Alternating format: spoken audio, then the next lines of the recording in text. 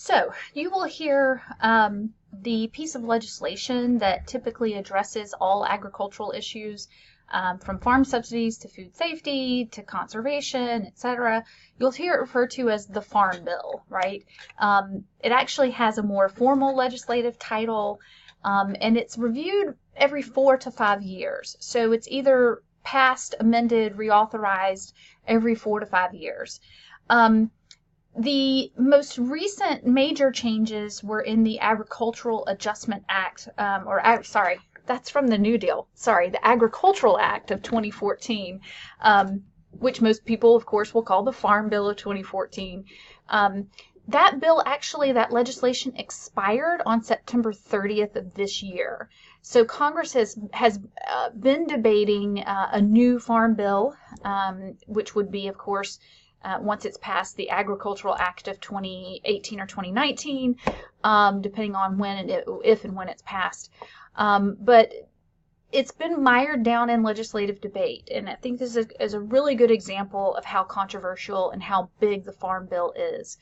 Just to put things into perspective, next to the Department of Defense, there is no bigger agency than the United States Department of Agriculture, both in size, at like physical size, even the amount of space it takes up in Washington, D.C., but also employees, and there's just the sheer number of policy areas that they cover, right?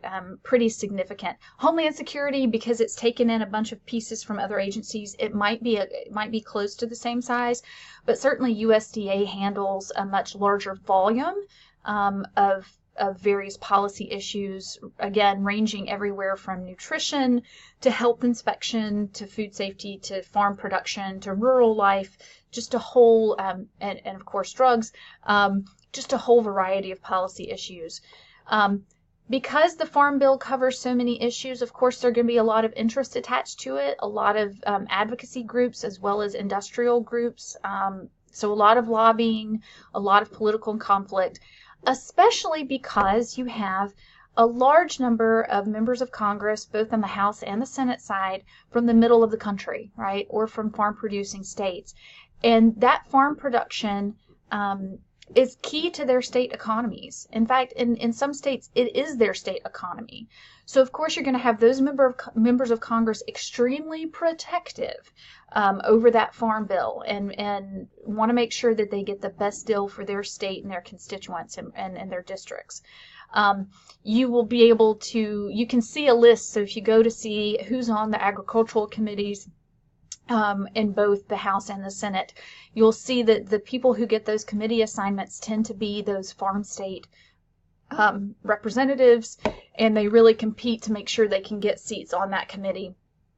And their parties' caucuses have a real politically sound reason to put them on those committees, so that they can deliver goods for their constituents, deliver goods for the big lobbyists and donors in their states, so that they can ensure support in the future. So really what I'm saying is hold tight and buckle up for debate over the Farm Bill, the 2018 Farm Bill, which is, of course, the replacement for the 2014 bill that expired on September 30th.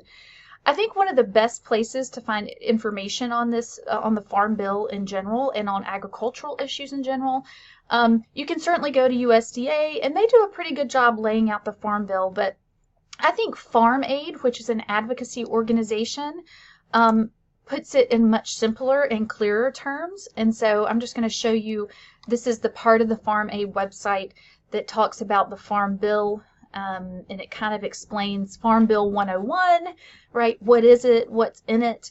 How is it developed over time since the initial farm bills in the 1930s at the end of the Great Depression and in the New Deal?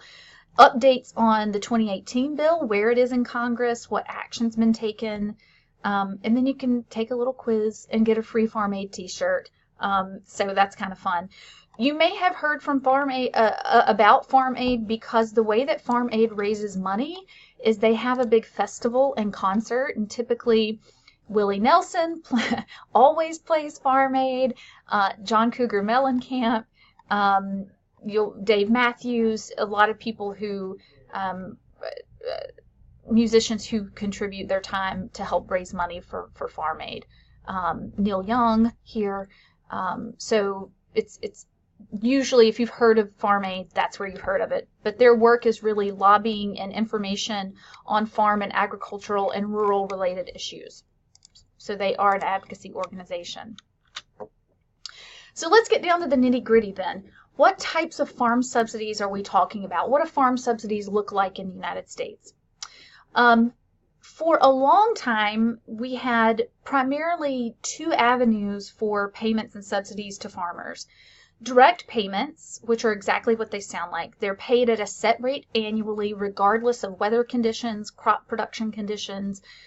So these are just direct subsidies to farmers, and your direct payments are set up basically on an annual basis and prices, and I'll show you kind of some of those prices in just a minute.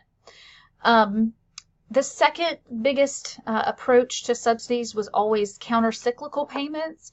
So those payments were not made on an annual basis unless triggered by market prices. So if market prices fell below a certain floor, and that would of course ruin profit margins for particular types of crops in any given year, in those cases you would have those counter-cyclical payments triggered, right? So in other words, it's a subsidy, but it doesn't come unless you have price floors drop below a certain threshold, okay?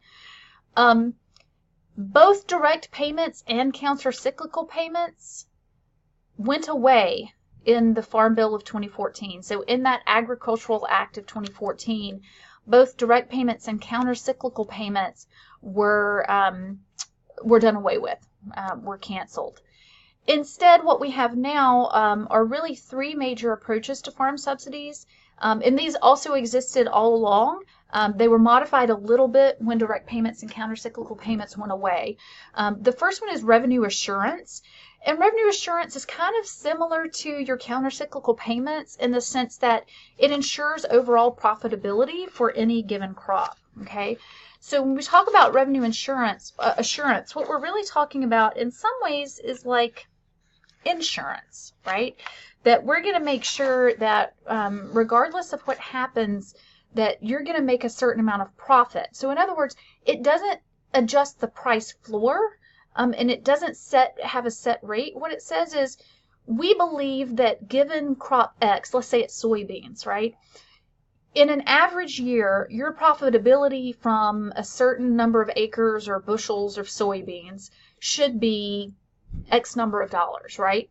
And if in a particular year you don't make that level of profitability, then we're going to ensure that you get that revenue, okay? So it's kind of a mix, kind of a hybrid direct payment and counter-cyclical payment in some ways, right?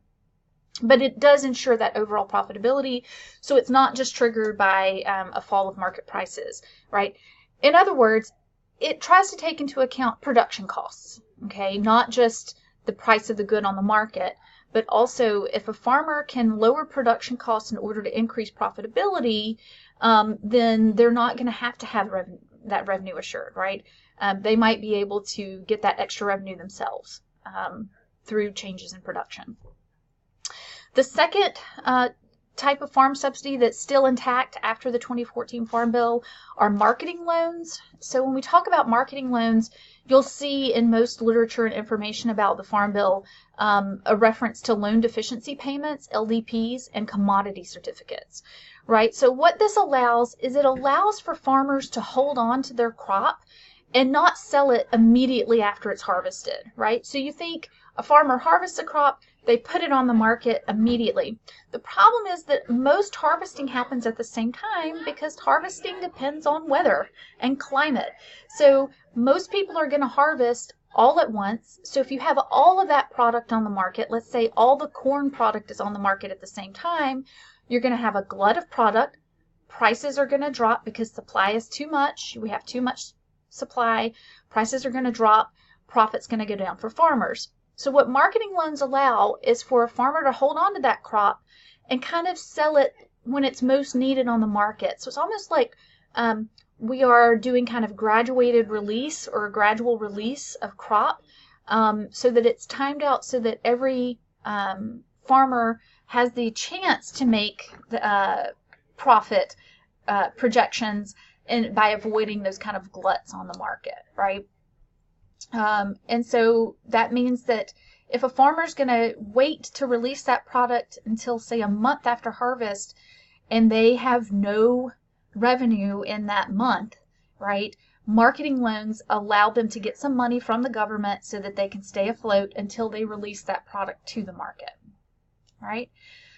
Finally, of course, we have disaster payments, and disaster payments are exactly what they sound like.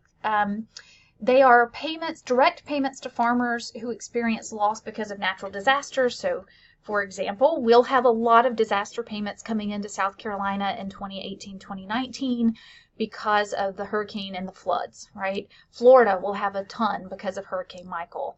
That adds up to a lot. On average, we spend about $1 billion a year on disaster payments. Also related to disaster payments, of course, is crop insurance, and we do subsidize crop insurance in addition to making direct payments in cases of a natural disaster. This gives you an idea of what those direct payment rates used to look like before direct payments were taken away in the Farm Bill of 2014.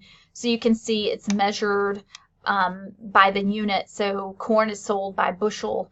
The bushel rate direct payment was 28 cents. So for every bushel of corn produced, a farmer would get a direct payment rate of 28 cents per bushel, right? So it kind of gives you an idea of, and the more difficult and more sensitive the crop is, the higher the direct payment is, right? So these kind of crops like barley, corn, wheat that are pretty hardy, oats, don't have quite as much subsidy. Crops that are harder to grow and more sensitive have higher subsidies. Again, those are gone away now, but just so you kind of see what those subsidies looked like when they did exist. So I told you guys, the Farm Bill of 2014, the Agricultural Act of 2014 expired on September 30th. Congress is currently debating a 2018 Farm Bill. So what are they debating? Well, what you see listed here are the different sections and titles of the Farm Bill. Title 1 deals with commodities, so things like corn, wheat, barley, oats, right? These are base price things, livestock, anything that's considered a commodity on the agricultural market. And that commodities title of the Farm Bill is going to talk about those price supports, production goals, all the things we just talked about with regard to revenue assurance and that sort of thing, okay? Conservation, so conservation of farmland, conservation of food product, all is going to be addressed in the Farm Bill as well.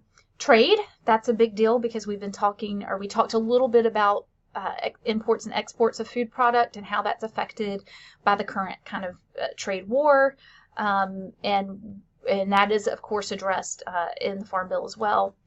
Nutrition programs, so SNAP, the school lunch program, the emergency food assistance program, all those things we talked about are in Title IV of the Farm Bill.